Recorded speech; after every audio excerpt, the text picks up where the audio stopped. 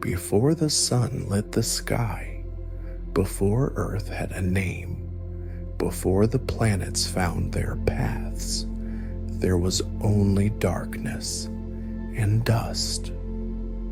Not the dust of shelves or streets, but the ancient remains of stars long dead, ashes of giants, debris of titanic deaths.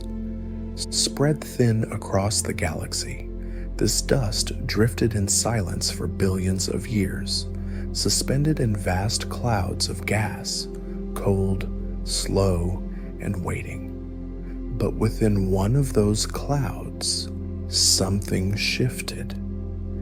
It began with gravity, not a thunderous pull, but a whisper, a soft imbalance.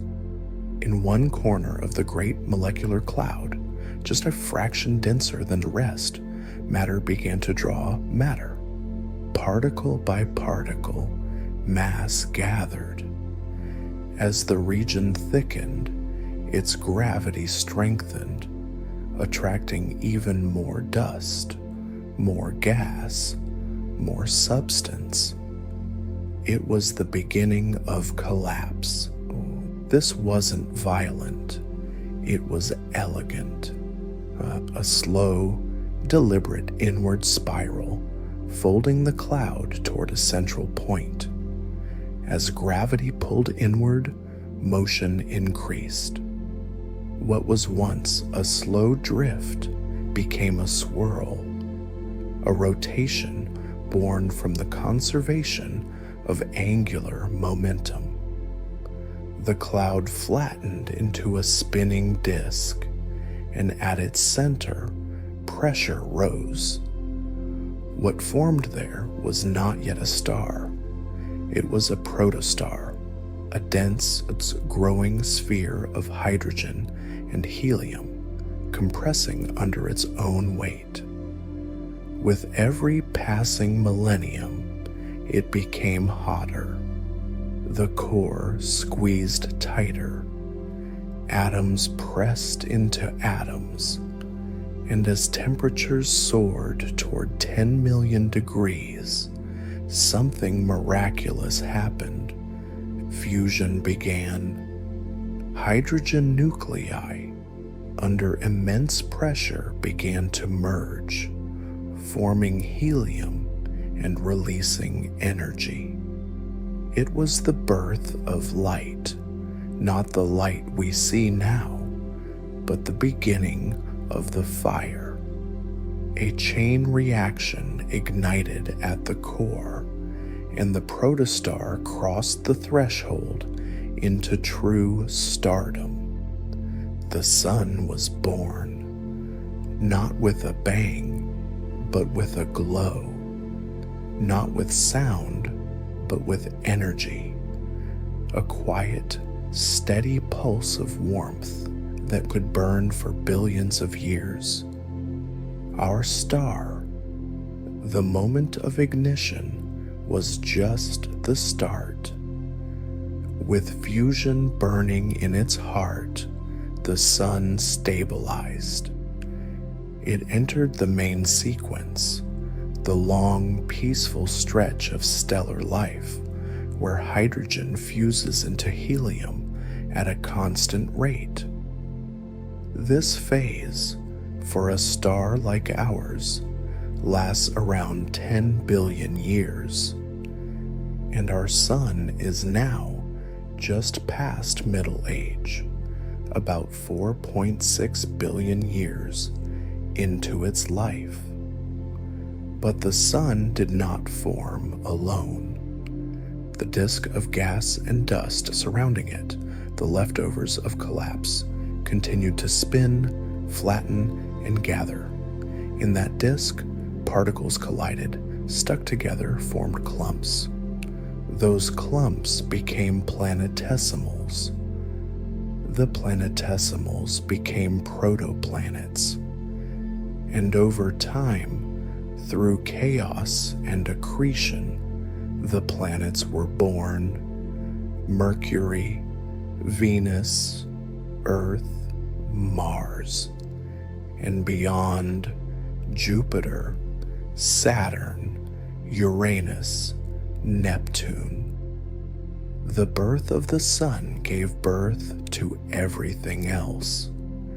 The gravity of the new star anchored the solar system. Its light warmed it. Its solar wind pushed back the remnants of gas, clearing the space between the orbits and allowing planets to settle. The sun was not just a light in the sky. It was the center of everything, the seed around which the solar system bloomed. Even now, its gravity holds us close. Every orbit, every season, every calendar and shadow and harvest is tied to that ancient ignition in the core. But the light we see from the sun today didn't start its journey yesterday or even last year. Photons generated in the sun's core don't reach the surface immediately. In the dense radiative zone, it can take anywhere from 10,000 to 1,000,000 years for a single photon to escape, bouncing endlessly between atoms, absorbed and re-emitted again and again. Only when it reaches the outer convective zone can the energy begin to move more freely, carried upward by giant columns of plasma rising and falling like slow waves in boiling water. When the energy reaches the photosphere, the sun's visible surface, it is finally released as light.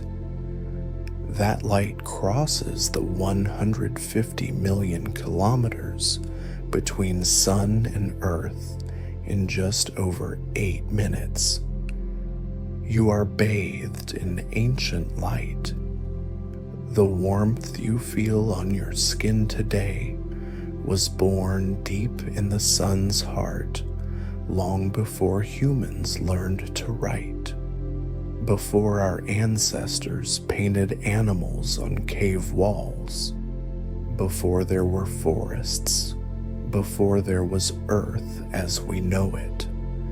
To bask in sunlight is to be touched by the past, and that light does not arrive alone. The sun is not a quiet thing. It radiates not only warmth and brightness, but wind, streams of charged particles, constantly flowing outward in every direction. This solar wind shapes the very boundary of the solar system, forming the heliosphere, a vast bubble that shields us from galactic radiation. It touches every planet, flows past Pluto, and continues beyond the orbit of Voyager, carrying the sun's breath into interstellar space. The sun is not just a point of light. It is a force, a structure, a phenomenon. And yet, for all its scale, the sun is remarkably stable. Our star belongs to a class known as G-type main sequence stars. These are not the biggest stars, nor the hottest, nor the most dramatic, but they are steady, reliable, perfectly balanced between mass and lifespan. If the sun were larger, it would burn out too fast for life to evolve. If it were smaller, it might flare unpredictably, bathing planets in radiation. We exist because the sun is exactly what it is. This stability is the result of a constant internal battle, gravity pulling inward, fusion pushing outward, a perfect tension that maintains size and temperature across billions of years. That balance is delicate but deeply persistent, and it gives us time to evolve, time to build, time to wonder. The sun has always been more than a star to us. Before science gave it fusion and thermodynamics, it was a god, a symbol, a presence. In ancient Egypt, it was Ra, journeying across the sky in a golden boat. In Hindu mythology, it was Surya, the radiant deity of truth and power. The Inca called it Inti, the Japanese Amaterasu. Cultures around the world shaped their beliefs and calendars and rituals around its rise and fall. Because the sun was not just the giver of light, it was the rhythm of life itself. Even now, in the age of satellites and artificial illumination, our circadian rhythms, the internal clocks of our biology, are governed by the sun. Light wakes us, our darkness lulls us. Our hormones rise and fall with its cycle. Plants turn to follow it. Animals migrate with it. Seasons obey it. And when it disappears behind clouds, we feel it, not just in temperature, but in spirit. It is no wonder that we measure life in solar terms: sunrise years, sunset moments, days in the sun. The sun is time. It is memory. It is the golden thread that runs through our days. But the sun is not immortal. Already change is happening deep within. In its core, hydrogen is steadily being fused into helium. And while the sun has enough fuel to burn for billions more years, it is not infinite.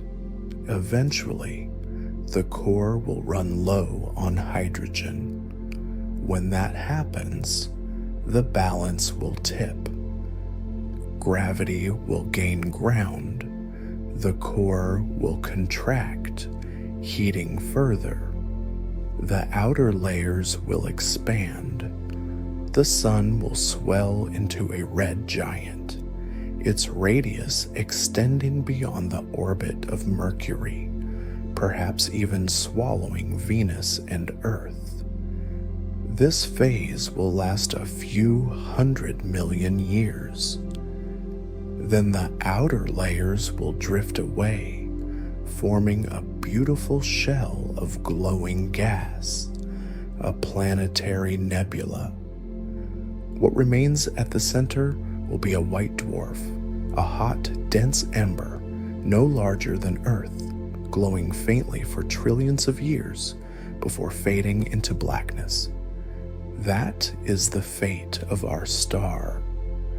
A quiet end, no supernova, no drama, just light, and then less light, and then darkness. And yet, none of this diminishes what the sun is. If anything, it deepens the beauty, because everything we know, every poem, every ocean, every thought was made possible by a single act: the collapse of a cloud and the rise of a light. In this guided sleep story, you are not drifting through fiction.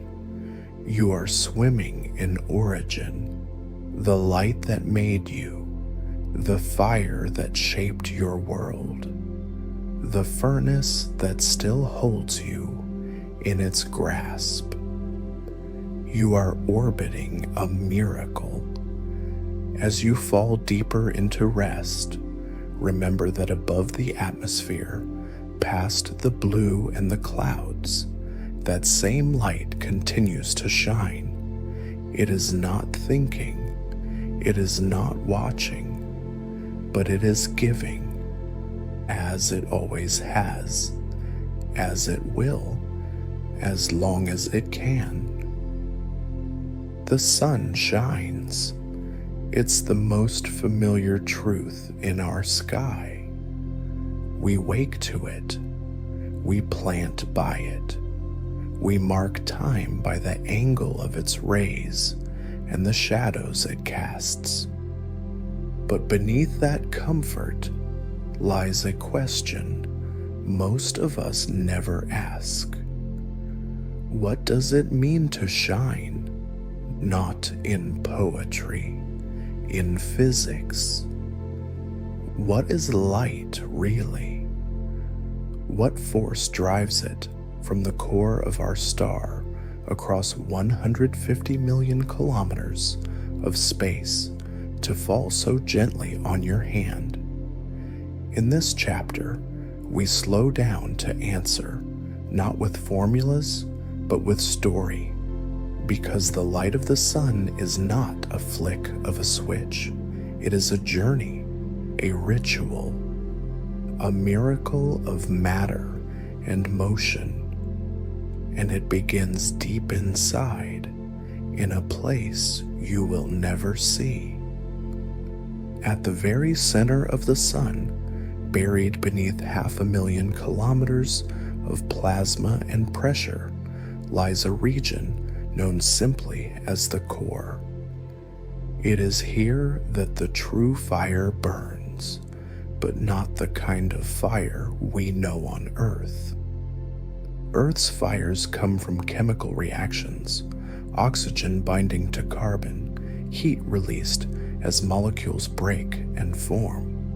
But the sun's fire is something older, purer. Nuclear fusion, the act of turning mass directly into energy.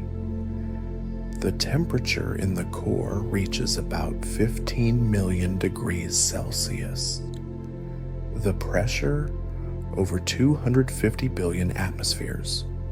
Under these extreme conditions, hydrogen atoms, normally repelled by their positive charges, are slammed together with such force that their nuclei merge. 4 hydrogen nuclei, protons, combine to form 1 helium nucleus. And in that fusion, a tiny amount of mass vanishes. But it doesn't disappear. It transforms. Einstein's famous equation, E equals mc squared, tells us that mass is energy. Even a fraction of a gram, when multiplied by the square of the speed of light, releases an immense burst of energy. The sun turns over 600 million tons of hydrogen into helium every second, and in doing so, it releases the power of billions of nuclear bombs every moment, every heartbeat, and yet we do not burn, because the sun is not exploding outward. It is balanced. The outward push of energy from fusion is perfectly matched by the inward pull of gravity. This equilibrium is what makes the sun stable. It breathes, it pulses, but it holds. The energy created in the core is not light yet. It's born as gamma radiation, waves so powerful and energetic that they would vaporize anything exposed to them directly. But they don't get that chance. Before a single photon escapes into space, it must make a slow, perilous journey outward through the thick interior of the sun, layer by layer. The first region it must traverse is the radiative zone. Here, the plasma is dense, so dense that a photon can travel only a fraction of a millimeter before being absorbed by a neighboring particle. And when it is re-emitted, it may head in a completely different direction, forward, backward, sideways. It's like trying to walk out of a stadium where the crowd is packed shoulder to shoulder and everyone keeps pushing you back in. A photon's journey through the radiative zone is not a straight line. It's a drunken stumble, a chaotic dance that can take tens of thousands, even millions of years to complete. Yes, millions of years. The sunlight that touches your skin today may have been born in the core before humans built the pyramids, before mammals emerged, before Earth had continents.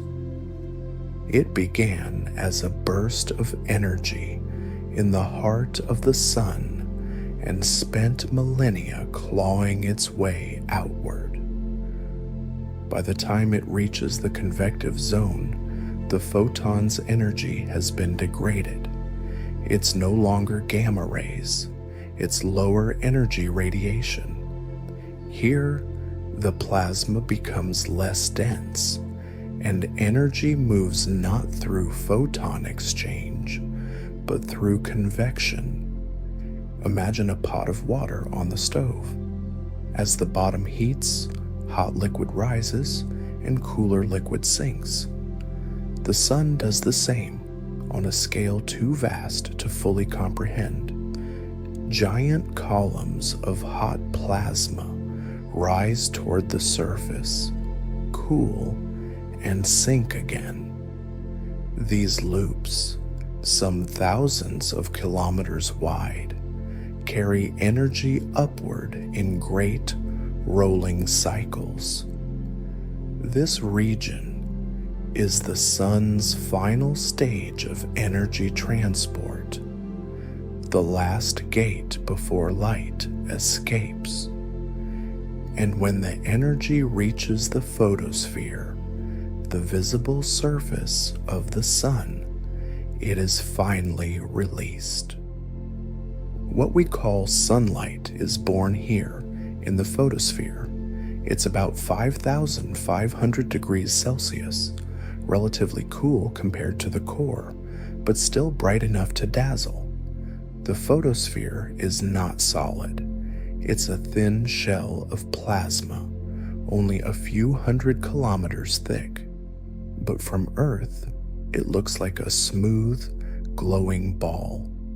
The granules we sometimes see, small cells in satellite images, are the tops of those convective currents, like the bubbles in boiling soup. From this surface, photons are free. They fly outward in every direction. St. Ohm strike Mercury, some Mars, some sail into interstellar space, and some, after traveling 8 minutes and 20 seconds, reach Earth. But the story of sunlight doesn't end with physics, because sunlight is not just warmth, it is information. It tells plants when to bloom. It tells animals when to migrate. It triggers hormones in your brain. It sets your clock. It gives color to everything you see. The sun shines white light, a combination of all visible wavelengths. When it hits the atmosphere, some wavelengths scatter more than others. Blue light scatters easily, which is why the sky is blue.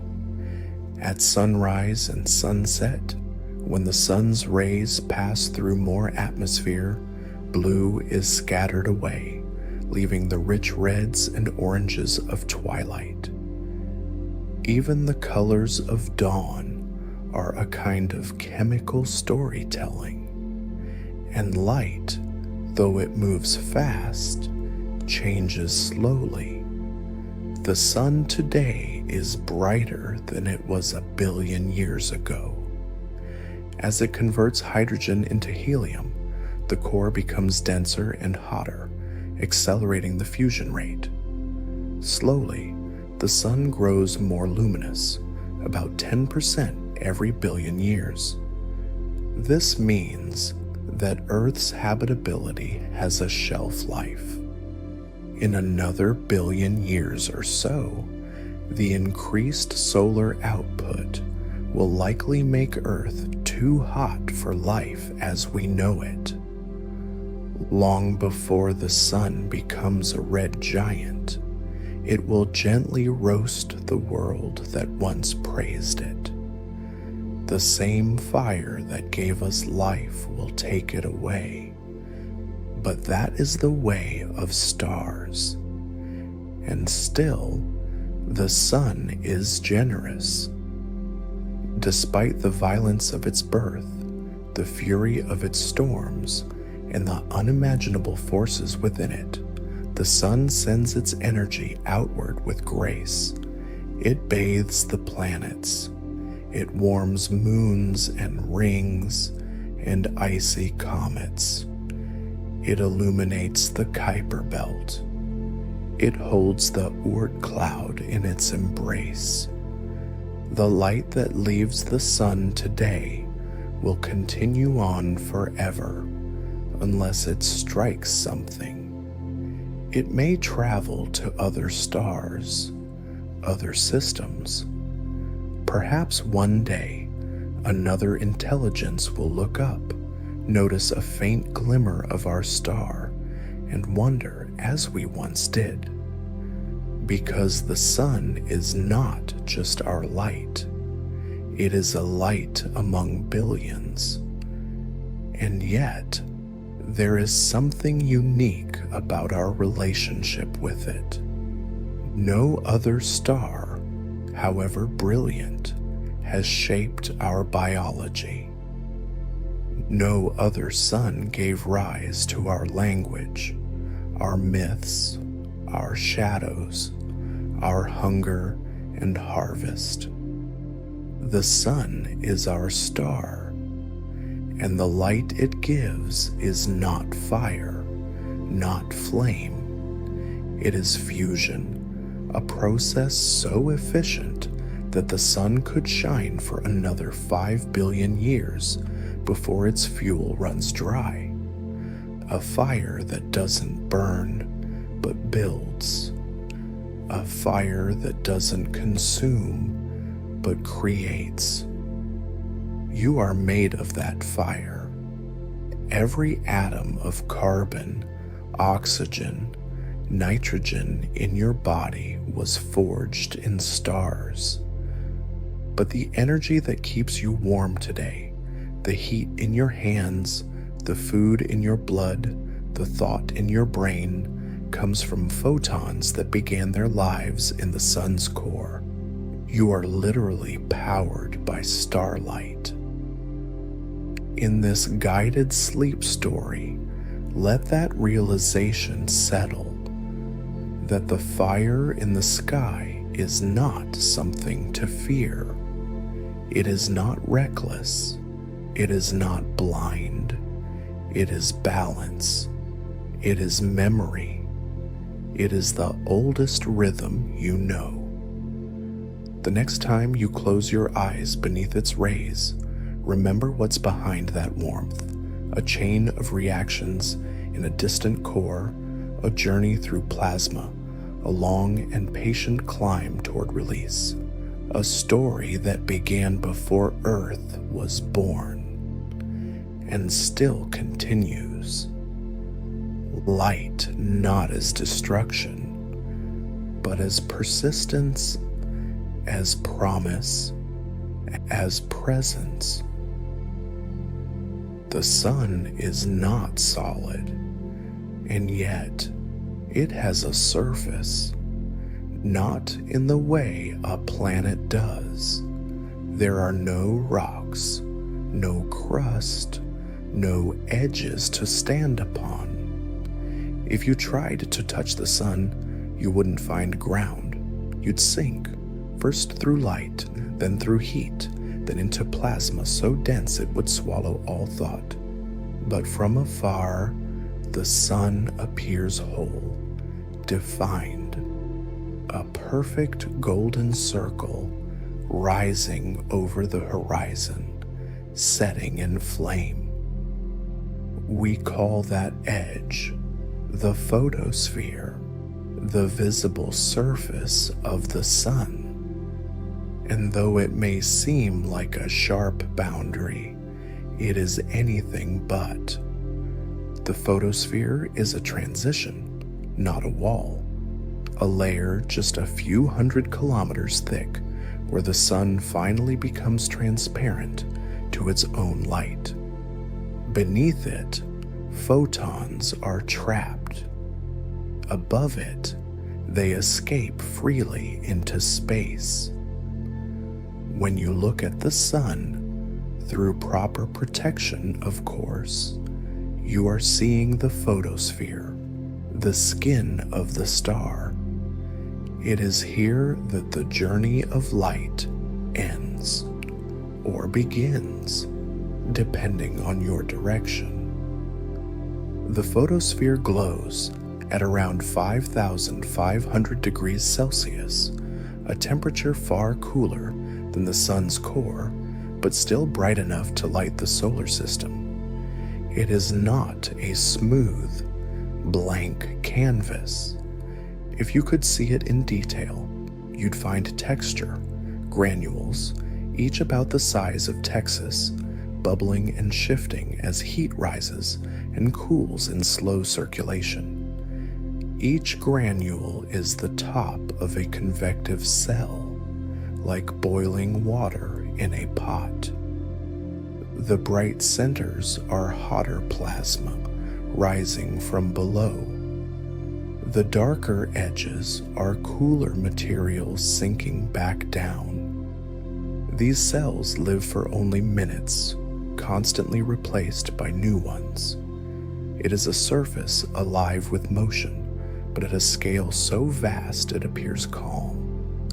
And then there are the sunspots, dark patches, often larger than Earth, scattered across the photosphere. They look cooler because they are, by about 1,500 degrees. But in reality, they are still incandescent. Thus, they only appear dark in contrast to the surrounding brightness. Sunspots are not just blemishes, they are windows into the sun's magnetic heart. Each sunspot is born from tangled magnetic fields erupting through the surface. These fields suppress convection, causing the region to cool slightly. They come in pairs or groups, often lasting days or weeks, sometimes months. As the magnetic fields twist and snap, they give rise to flares, sudden bursts of radiation, and eject material into space. The sun, for all its steadiness, has weather, and the sunspot cycle, rising and falling roughly every 11 years, shapes the entire heliosphere. During periods of high activity, the sun produces more flares, more radiation, more solar wind. The solar maximum brings storms that ripple across the magnetic fields of planets, causing auroras, disrupting satellites, even touching power grids on Earth. In those moments, we remember the sun is not a lamp. It is a living system full of rhythm and flux. Above the photosphere lies the chromosphere, a thinner, more mysterious layer of atmosphere. Normally invisible to the naked eye, it appears briefly during solar eclipses as a reddish rim around the blackened sun. The chromosphere is dynamic. It dances with spicules, thin jets of plasma that shoot upward like flames, rising at speeds of 20 kilometers per second, then falling back in looping arcs. They are short-lived but countless. At any moment, tens of thousands surge upward from the surface. The chromosphere also holds the roots of solar prominences, gigantic, glowing arcs of plasma suspended in the sun's magnetic field. Some prominences stretch hundreds of thousands of kilometers, curving above the surface like fire frozen in motion. How do they hold? Magnetism. The sun's magnetic field is not a simple bar magnet.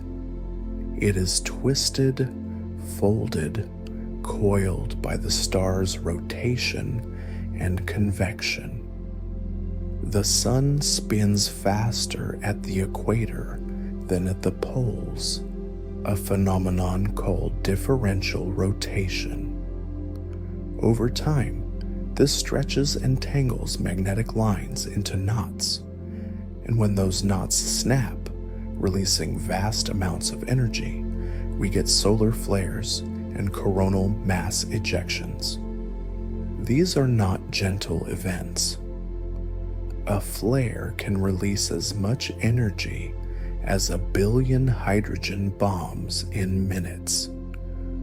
A coronal mass ejection, CME, hurls billions of tons of solar plasma into space at millions of kilometers per hour. If aimed at Earth, it can compress our magnetic field, flood satellites with charged particles, and light the skies with auroras. These are the sun's exhalations, its mood swings, its great golden sighs. And then there is the corona, the sun's outer atmosphere, a halo of soft, ghostly light stretching millions of kilometers into space. During total solar eclipses, when the moon perfectly blocks the photosphere, the corona becomes visible, streamers and loops and wisps radiating outward in delicate structures. It is beautiful and confusing because the corona is hotter than the layers beneath it, much hotter. While the photosphere simmers at around 5,500 degrees Celsius, the corona blazes at over 1 million degrees.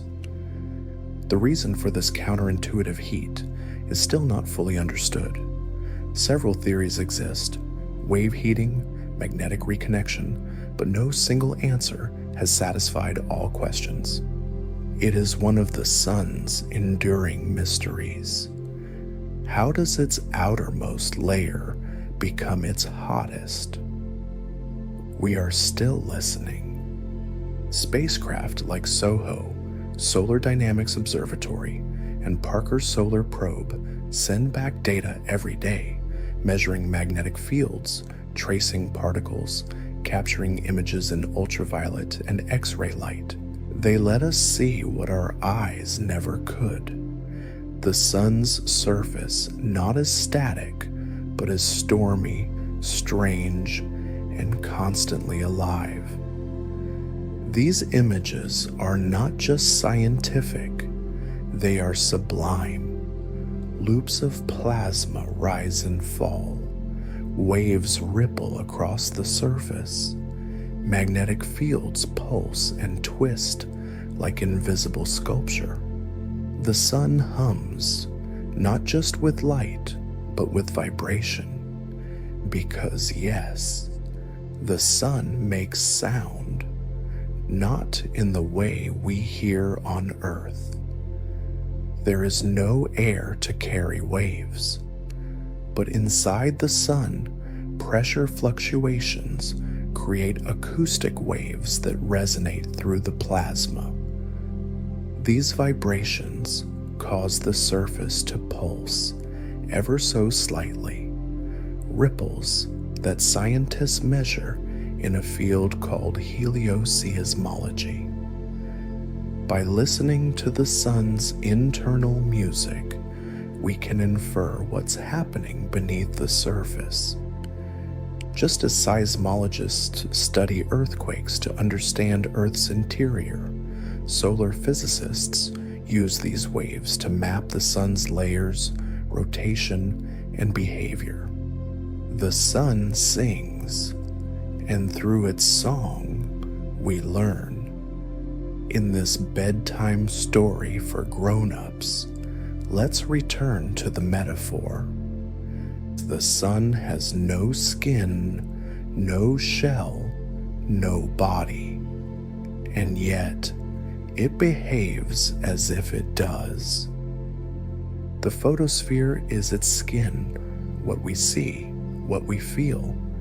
The chromosphere is its blush, the corona, its radiant crown, the sunspots, its freckles, the prominences, its gestures, the flares, its voice raised in warning, the solar wind, its breath. It is not a machine. It is not a god. It is a phenomenon so vast that metaphor becomes necessary. Because how else do you understand something that creates time? The sun gives us more than heat and gravity. It gives us structure, days and nights, seasons and growth, the rhythm of energy, the reason for rest. Without the sun, there is no color, no shadow, no bloom, no direction. Even life deep in the ocean, where no light reaches, began because the sun powered the planet's chemistry. Its gravity kept Earth in orbit. Its warmth kept water from freezing. Its light drove evolution forward, photon by photon. And so we return to the surface, that glowing skin, that skin we never touch, yet know so well. Tomorrow, when the sun rises, it will look the same as always, golden, distant, comforting. But you will know that beneath that familiar glow, something extraordinary is happening. Heat moving upward through columns of plasma, magnetism bending and snapping like cosmic threads, particles leaping into space on waves of force, vibrations pulsing through a body of fire, and above it all a halo, bright and invisible, hot and delicate, stretching out in silence. As you close your eyes tonight, picture it. The sun turning slowly, its skin breathing, its field trembling, its light reaching you, not as fire, but as presence, as memory, as touch without contact, the skin of the star and the reason we are here. The sun breathes, not in the way we do, with lungs and ribs and air, but in a constant exhale of particles and magnetism, flowing outward in all directions. A wind that never stops, a breeze that shapes the space between the planets. We call it the solar wind. You cannot see it. You cannot feel it on your skin. but it is there, brushing against the magnetic fields of worlds, painting auroras on polar skies, nudging satellites, humming in the distance. It is the sun's invisible touch. And sometimes that touch becomes a storm. To understand the solar wind, we must begin at the outermost edge of the sun, the corona. We've already journeyed there in the last chapter, a halo of million-degree plasma streaming out beyond the photosphere, extending deep into space. The corona is not bound. Its heat gives particles enough energy to escape the sun's gravity. These particles, mostly electrons and protons, are flung outward at speeds of 300 to 800 kilometers per second. That's over 2 million kilometers per hour. This is not a gust. It is a constant stream. The solar wind fills the entire solar system. It defines a vast bubble known as the heliosphere, stretching well beyond Pluto. Everything inside this bubble, planets, moons, asteroids, comets, is bathed in the sun's breath. Earth is no exception. Our planet is protected by a magnetic field generated by its spinning, molten core. This field acts like a shield, deflecting most of the incoming solar wind.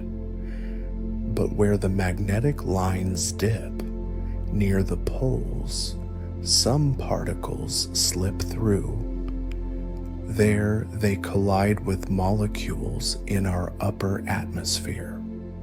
Oxygen, nitrogen. The collisions release energy in the form of light. The result is the aurora.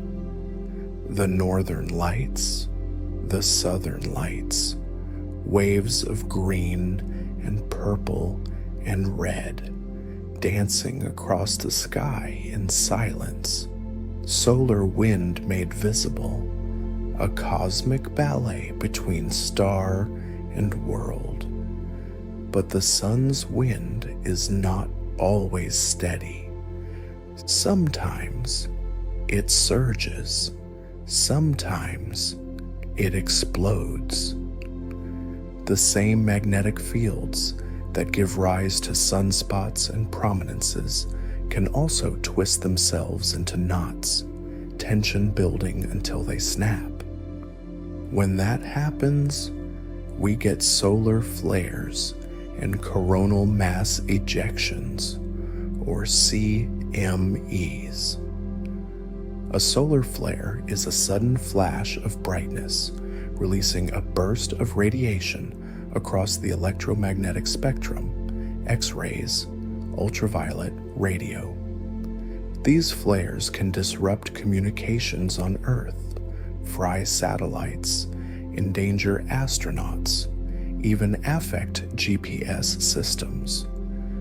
But the most powerful events are the CMEs. A coronal mass ejection is not just light, it's matter. Billions of tons of charged particles hurled into space, riding on magnetic waves. If Earth lies in their path, those particles can strike our magnetosphere like a hammer on a drum. The field compresses. Currents surge through the upper atmosphere. Power grids feel the pulse. High-frequency radio fades. Navigation goes blind. Satellites are bombarded. And then, a few hours or days later, the auroras come. Glorious, ghostly, worldwide. The most famous solar storm in history happened in 1859. It is known as the Carrington event, named after the British astronomer Richard Carrington, who observed an intense white light flare on the sun's surface. Within hours, the skies around the world lit up. Auroras were seen as far south as Cuba and Hawaii. In the American Midwest, people could read newspapers at midnight by the glow. Telegraph systems around the world failed. Some operators received shocks. Others continued sending messages even after their power supplies were disconnected, powered solely by geomagnetic currents. And all of it began 150 million kilometers away, on the surface of a star. If a storm like that happened today, the consequences would be far greater. Our world is electric now, dependent on satellites, power grids, precision timing. A Carrington-class event could cost trillions of dollars in damage, disable satellites, cripple communications, and take months and perhaps years to fully recover. That is the power of solar storms. The sky may look calm, but the space above it is charged. But this is not meant to frighten. The sun is not our enemy. These storms are part of its nature. They are not rage, but release. Not violence, but structure. Even in its chaos, the sun follows patterns. The solar cycle, which lasts about 11 years, governs the rise and fall of sunspot activity.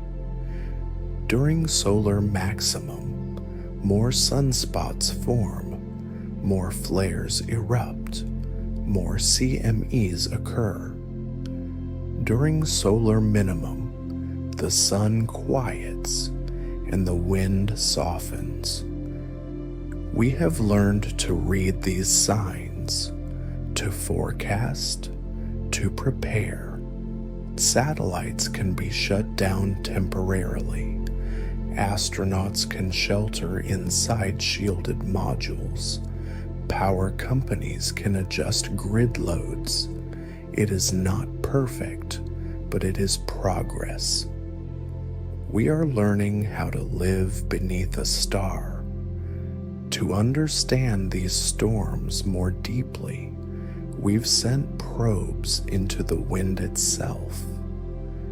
The most ambitious is Parker's Solar Probe, launched by NASA in 2018. Its mission: to touch the sun, or rather, to fly closer to it than any spacecraft ever has.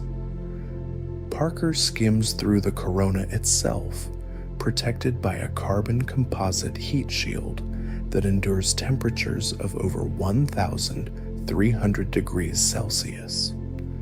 What it's finding is extraordinary. Parker has confirmed that the solar wind is not uniform. It comes in gusts and bursts. It spins. It accelerates in ways we don't fully understand. It carries switchbacks, sudden reversals in magnetic direction, like kinks in a hose. We are seeing the solar wind not as a breeze, but as a pulse, a living, moving extension of the star's body. Another mission, Solar Orbiter, launched by ESA and NASA, provides complementary views. It observes the sun from different angles, capturing high-resolution images of the corona and measuring its magnetic field with great precision. Together, these missions are building a map of the sun's outer self, a topography of heat, force, and breath, a map of weather in space. And through it all, Earth orbits quietly, held by gravity, brushed by wind, occasionally shaken by storms. We often think of space as empty, but it is not. It is filled with the touch of the sun. The magnetic field around Earth is constantly reshaped by the solar wind, elongated into a magnetotail that stretches for millions of kilometers. This interaction generates electric currents. It sculpts the shape of the auroras. It hums through our infrastructure. Even now, as you lie still, there are particles from the sun passing through your atmosphere. Not enough to harm you, just enough to remind you that space is not far. The sun is not distant. It is here, in this moment. And beyond the technical, the data, the physics, there is poetry. Because what are these storms, if not expressions? The sun, silent to our ears, speaks through wind and light. A flare is a flash of anger. A CME is a breath of release. The aurora is an apology. The solar cycle is a rhythm. And the wind that never ends is a kind of touch, steady, unseen, but always present. You do not need to feel it on your skin to know that it's there. Every compass needle, every satellite, every night sky bears witness. In this guided sleep story, imagine yourself orbiting with Earth, just behind the Terminator, where day meets night. Ahead, the sun turns slowly, its corona shimmering like breath in winter air. You watch as a flare ignites, a ripple of light. You feel no heat, but the instruments aboard your imaginary ship come alive. Readouts flicker, signals shift. Somewhere below, the aurora begins. And yet, the sun keeps turning. Calm again, unbothered. A storm has passed. Another will come. Because that is the nature of stars, to release, to flare, to continue. The sun does not apologize for its storms. It is the storm and the stillness afterward. As you drift into sleep, think of that wind, not as something distant, but as the breath of the star that made you. It does not scream. It does not weep. It simply moves, always, forward, storms in the sky, and then peace. Before there were calendars, there was light. Before we counted hours, before we divided years into months and weeks and days, before we etched time into stone or gear, there was only one measure, the rise and fall of the sun. It is the most ancient clocks we know. The sun doesn't tick, it turns. And that turning defines the rhythm of everything that lives. Every leaf, every wing, every breath. Even now, in an age ruled by digital minutes and atomic seconds, our bodies still obey the pull of dawn and dusk. The light that spills over the horizon at sunrise doesn't just illuminate the world, it awakens it. The sun does not merely light our planet, it shapes it. It sculpts the hours. It breathes life into movement. It teaches time. Earth spins. It turns once every 24 hours, and with each turn, a different face meets the sun. That meeting point, where day breaks, is called the terminator, the line between night and day, darkness and light. As the earth turns, the sun appears to move across the sky. This illusion is the foundation of our sense of daily time: morning, noon, evening, night. Every culture on earth has these divisions. Every language has a word for dawn, for sunset, for the golden hours when the sun sits low and casts long shadows. These words existed long before clocks, because time was once told with your eyes. The length of a shadow, the warmth of the air, the color of the sky. These were the original instruments of measurement, and still they linger. Even now, when you glance out a window to guess the time, you're returning to that ancient method. You're reading the clock of the sun. But the sun's influence goes far deeper than human calendars.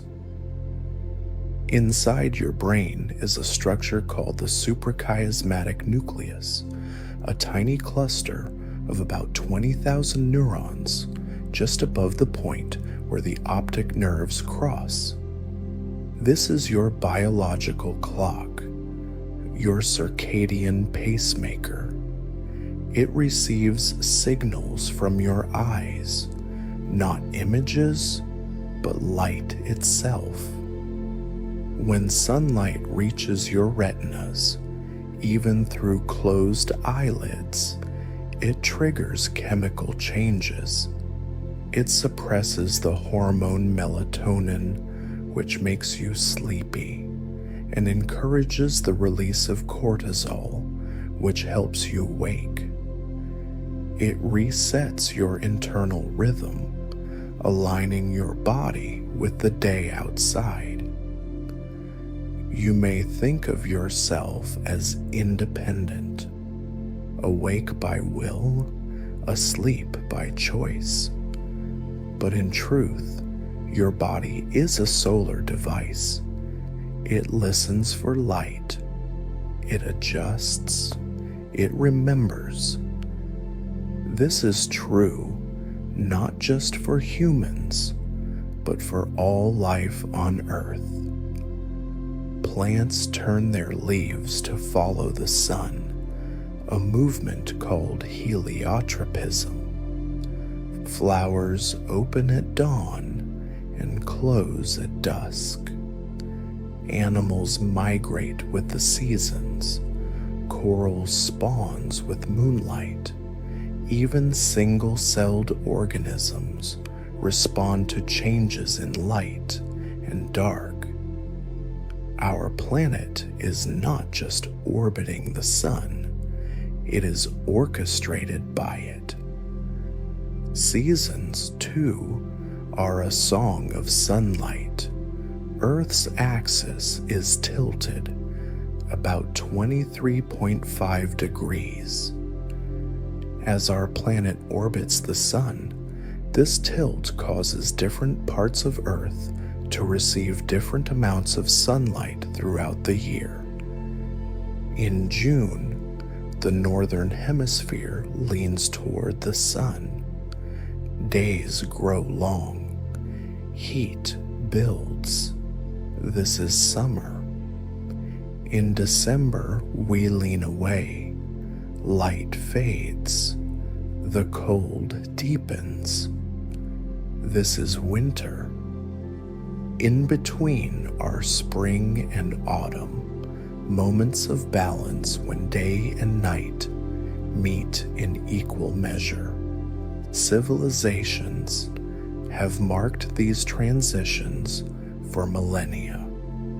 The solstices, the equinoxes, ancient observatories like Stonehenge, Chichen Itza, and the Sun Temple of Konark were aligned not to stars or gods alone, but to the position of the sun at key points in the year. Harvests were planned by the sun. Festivals timed to its return. Stories were built around its rhythms. The dying sun of winter, the reborn sun of spring. Even time itself was once sacred, measured not in seconds, but in shadows. And beyond physiology, beyond history, there is something more subtle. The sun structures our memory. Have you ever noticed how time feels different depending on light? A summer afternoon stretches endlessly. A gray morning collapses inward. Sunlight seems to bend memory itself, making moments warmer, longer, somehow more vivid. Psychologists call this the sunshine effect, our tendency to feel more alert, more optimistic, more open when the sun is shining. We remember better in sunlight. We form stronger associations. We perceive the world as safer, more stable. And in stories too, light is memory. The flash of a childhood summer. The golden kitchen where someone once stood. The long shadows of a farewell. We describe moments in light because that's how our minds record them. The sun, without asking, becomes part of our stories. But time is not just felt, it is counted. And the sun taught us to count. Ancient peoples carved sundials where the position of a shadow told the hour. Later came water clocks, hourglasses, and mechanical gears, but always with the sun as reference. Midday was when the sun stood highest, morning when it rose, evening when it fell. Even modern time zones are based on solar movement, divided by the Earth's rotation, synchronized to the sun's path across the sky. And yet, we no longer need the sun to measure time. Our watches tick in darkness. Phones display time underground. Astronauts aboard the International Space Station orbit Earth every 90 minutes, seeing 16 sunrises a day. And yet, even there, they maintain a 24-hour rhythm aligned to Earth's solar cycle. We may build clocks by quartz and cesium now, but our sense of time, biological, emotional, planetary, is still solar. The sun remains our clock, even when we no longer look up. There is something comforting in that, something ancient. The sun is the metronome of our existence, the slow pendulum by which all things move. It sets the tempo for life, not just in pulse, but in permission. Light gives us license to act, to move, to work.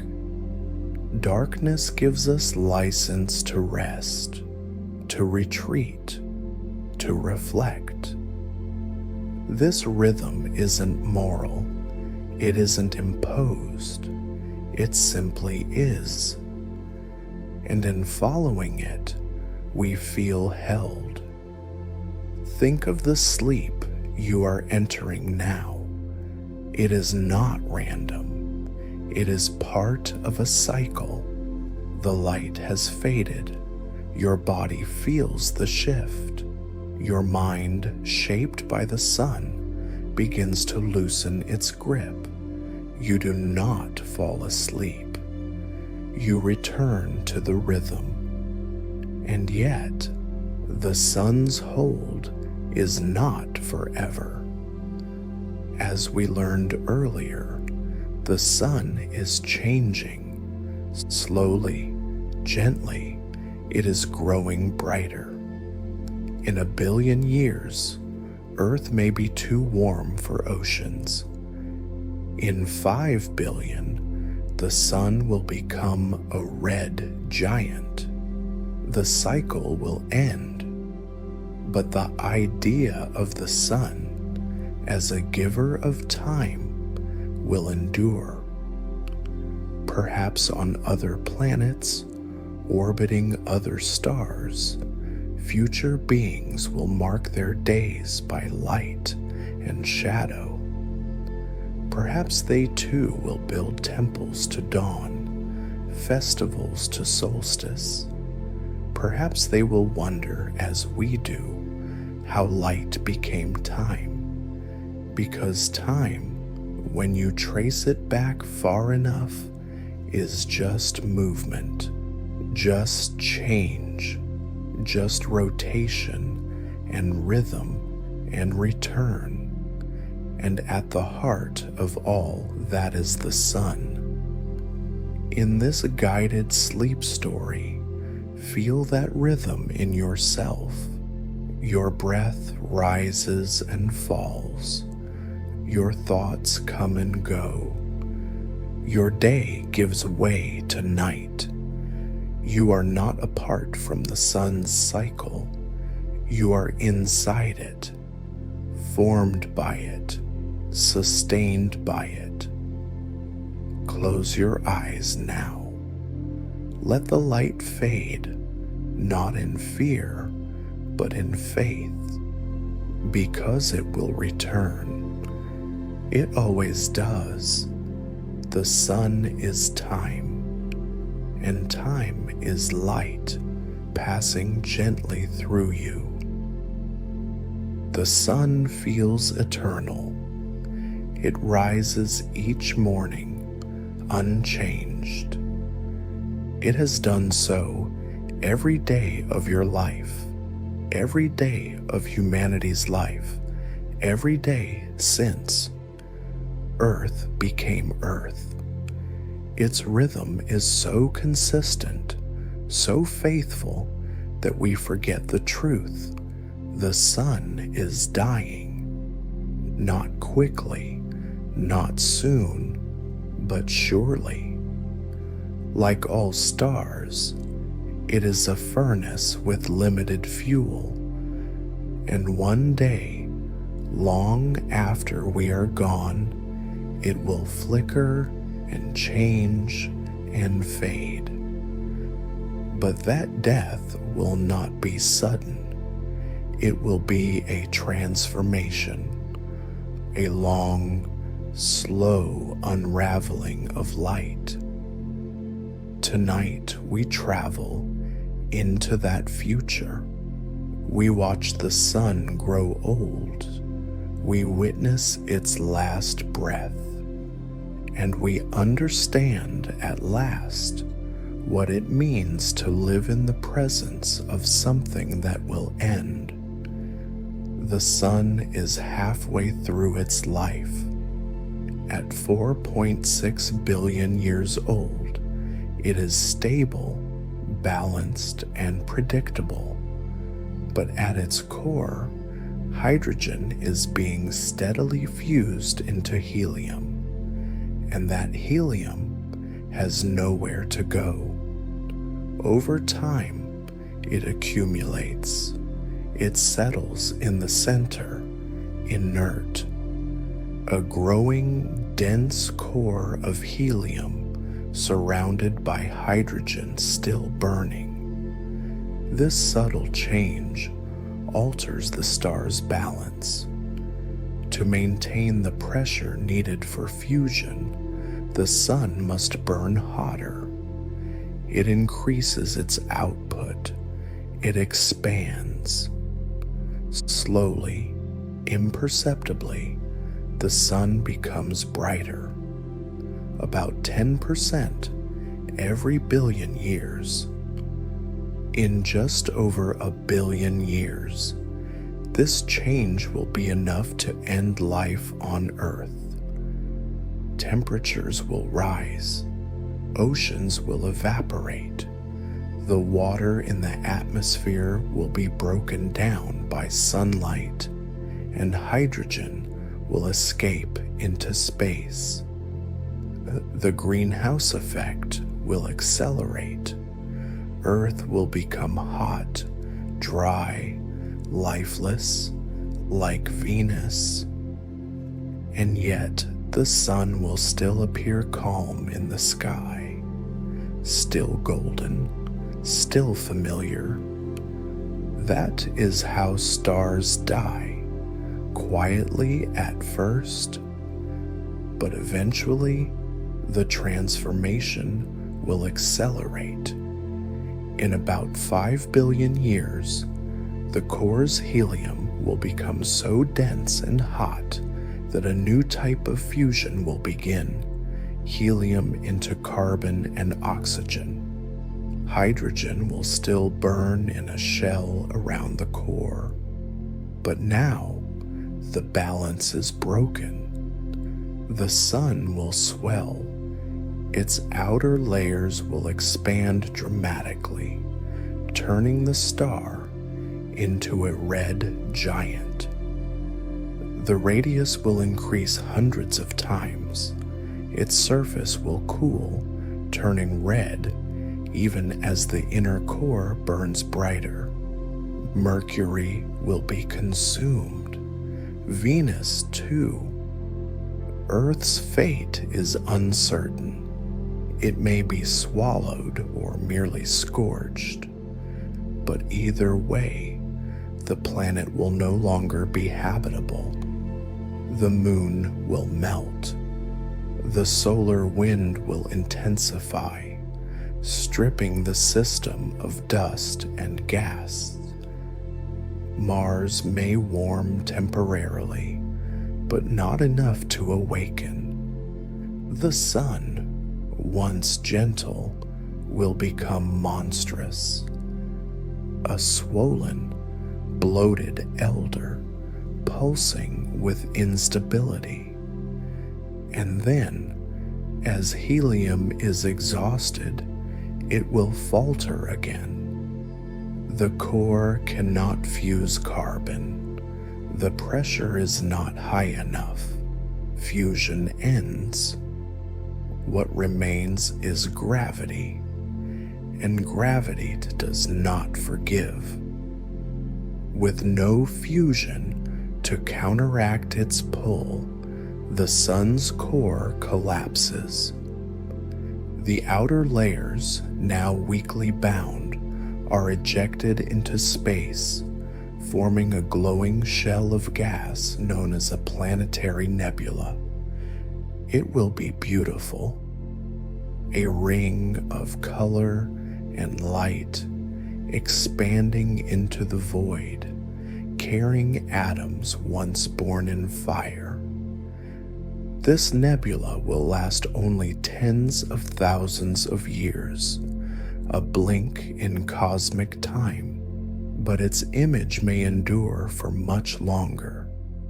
And at the center, left behind, will be the sun's final self, a white dwarf. No longer a star, but the ghost of one. A white dwarf is a strange thing, roughly the size of Earth, but with half the sun's mass. Incredibly dense. A spoonful weighs as much as a skyscraper. No longer shining by fusion, but glowing with residual heat, slowly cooling, slowly fading. This ember will remain for trillions of years, long after the nebula disperses, long after the planets drift into silence. Eventually, it will go dark, becoming a black dwarf, a star not just dead, but forgotten. And that will be the end of the sun. Not fire, not explosion, but silence. Yet, even in its ending, the sun gives. The materials expelled during the red giant phase, carbon, oxygen, heavier elements, will mix with the interstellar medium. They will join other clouds, other stars, other births. Perhaps someday they will form planets. Perhaps one of those planets will orbit another star. Perhaps there something will look up and wonder about its own sun. And if it could remember, it might trace its elements to ours. Because death, in the language of stars, is not loss, it is inheritance. In this guided sleep story, we remember that endings are also beginnings. The death of the sun will mark the end of the solar system as we know it, but it will not erase what was created. Every breath you've taken, every plant that's grown, every story ever told, all were made possible by the sun's steady fire. Even in its decline, the sun gives life. Even in its collapse, it gives light. Its final act is not destruction, but expansion, not vanishing, but sharing. Its elements spread. Its legacy continues. Its memory burns in every living cell on Earth. And beyond science, there is symbolism. The sun's life is the shape of all stories: birth, growth, change, decay, release. It reminds us that permanence is an illusion, that even the brightest things fade, that time touches everything, even the stars. But it also teaches us something more, that value is not measured in duration. The sun will die, but for billions of years, it warmed our worlds, lit our oceans, gave breath to trees, and laughter to children. It turned hydrogen into poetry. Is that not enough? As you lie here now, wrapped in the quiet of your own night, think of the sun not as a machine, but as a being, not conscious, but meaningful. It burns with no purpose, and yet, in burning, it gives purpose to everything else. Even its end will be gentle, a fading, a farewell, a gift. Stars do not fear death. They shine until they cannot, and then they rest. So sleep now, under the light of a star still burning. Sleep in the knowledge that even the great must fall, and that in falling they leave room for something new to rise. The sun will end, but not tonight. Tonight it still burns, and that is enough. The sun has always been more than a star. Long before we knew about hydrogen, gravity, or fusion, we looked up and saw something alive, something powerful, unknowable, yet endlessly present. A golden eye that opened every morning and closed each night. A fire that gave life and cast shadows. A presence that asked nothing but meant everything. We did not need science to feel its importance. We only needed time, because with time came a pattern, and with the pattern, reverence. Before we called it a G-type main sequence star, we called it a god. In ancient Egypt, it was Ra, sailing across the sky in a solar bark, bringing warmth and judgment to the world. Each evening, he would descend into the underworld to battle darkness, and each dawn, he would rise again, victorious. The Inca called it Inti, the divine source of life. The Japanese revered Amaterasu, the goddess of the sun, whose retreat from the world plunged everything into darkness. In India, it is Surya, a radiant charioteer pulled by celestial horses. In many Native American traditions, the sun was a keeper of cycles, a witness to vows, a symbol of balance. Wherever there were people, there was the sun, and wherever there was the sun, there were stories. It warmed the fields, marked the days, brought the rains, and so we aligned our cities, our temples, our lives. We tracked its rise with megaliths and calendars. We watched its angles to plant, to harvest, to mourn, to celebrate. We measured time by light. We measured meaning by light. But the sun's power went beyond religion. It shaped the human body. Our eyes evolved to see the spectrum most strongly emitted by the sun, what we now call visible light. Our skin adapted to balance the gift of warmth with the threat of radiation. Our sleep cycles, our hormonal rhythms, even the very act of waking each morning is an echo of sunlight entering the brain. It governs melatonin, serotonin, cortisol. Light tells our cells when to divide, when to rest, when to die.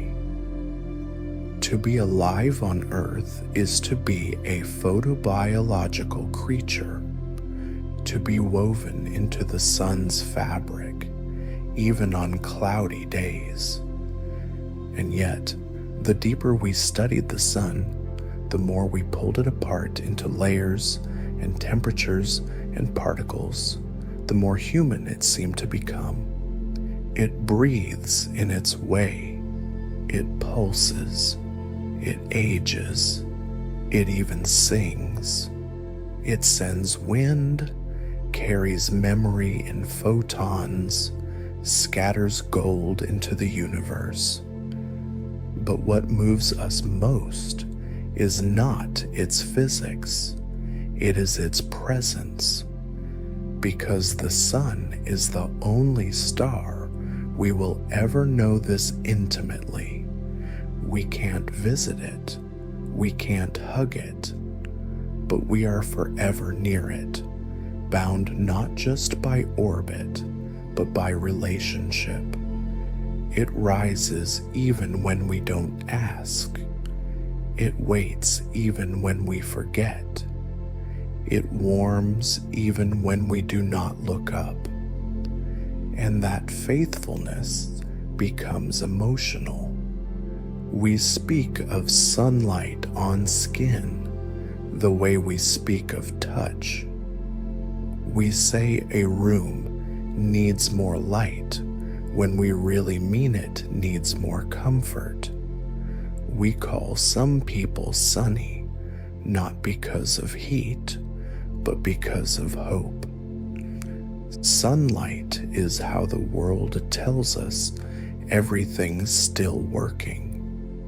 And darkness, in turn, is not the enemy of light, but its measure. We need both to mark time, to create rhythm, to remember that even brightness needs a border. Art, too, is full of suns. Think of Van Gogh's blazing yellows, Turner's foggy dawns, the endless shadows cast in photographs, the golden hour prized by filmmakers. The sun becomes not just a background, but a collaborator. We paint the way it feels. We compose the way it sets. We write the way it returns. From ancient hymns to modern poems, from sunrises painted in ochre to sunsets filmed in silence, the sun gives us structure, metaphor, contrast. It becomes the line between presence and loss, clarity and mystery, life and death. But perhaps most astonishing of all is this: we are made of sunlight, not metaphorically, literally. The energy that drives your heartbeat, your thoughts, your motion, was born in the core of the sun. It traveled through space, was captured by plants, turned into sugar, eaten by animals, transformed into flesh, and finally into thought. Your body runs on ancient photons. Your life is powered by an 8-minute-old beam of starfire. Even now, as you lie in rest, your cells are using the last rays of today's sun to regenerate, repair, continue. You are not just warmed by light. You are assembled by it. And still, we often forget. We live indoors. We illuminate our screens. We time our meetings by calendar, not by sky.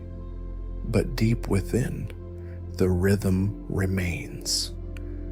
When you close your eyes and feel peace, it is often the memory of a warm afternoon.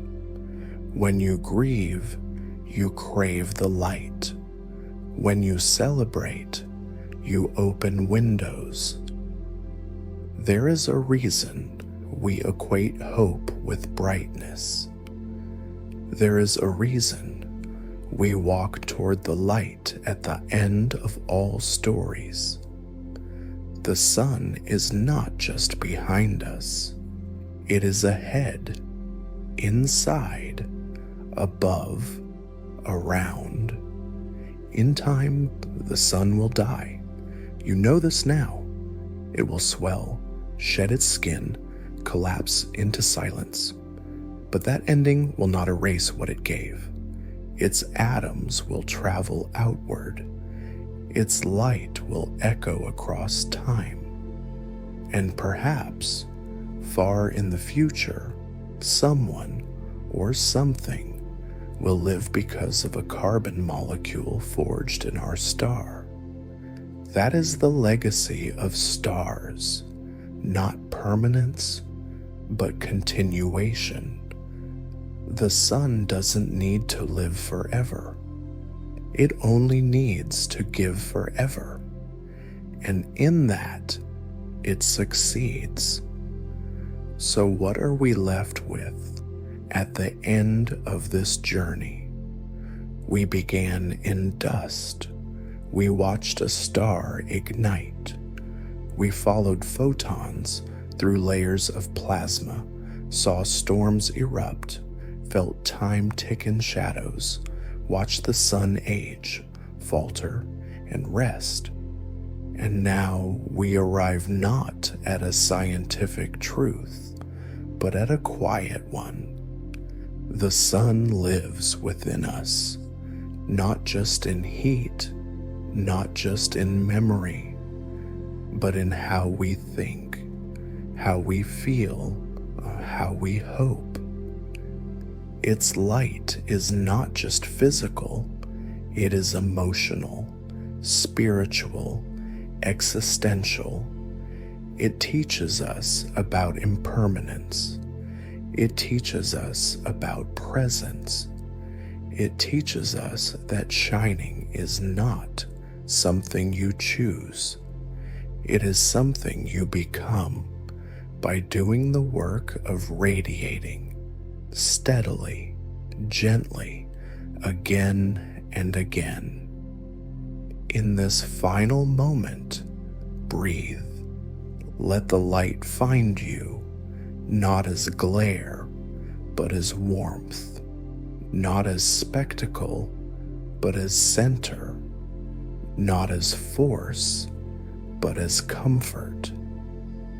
Let it remind you that you are made of flame and quiet, that you are held by gravity and memory, that you are orbiting something ancient, generous, and true. You are not far from the sun. You are made of it, and that is enough.